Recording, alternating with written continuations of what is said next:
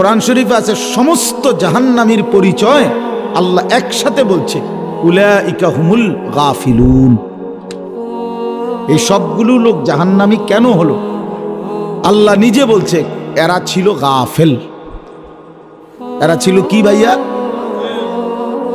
উলাইকা হুমুল গাফিলুন। এজন্য সমস্ত গাফেলের ঠিকানা জাহান্নাম।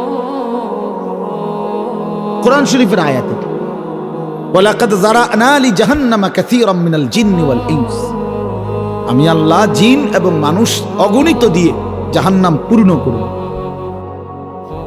আর সেই জাহান্নামীদের পরিচয় তারা সকলেই গাফেল। এজন্য গাফেল হওয়া মুমিনের সিফাত না।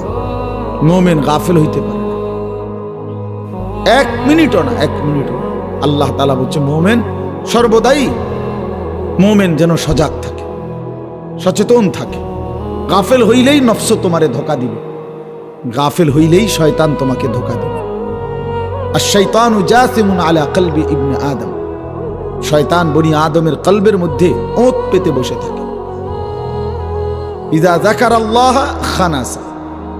যখনই আল্লাহর বান্দা আল্লাহর জিকির, আল্লাহর স্মরণ করে, শয়তান দূরে সরে যায়। ওয়া ইযা গাফালা, এই যে সরাসরি হাদিস, ওয়া ইযা গাফালা, যখনই সে একটু গাফেল হয়, ওয়াসওয়াসা। নবীজি বলেন শয়তান তাকে কি দেয়?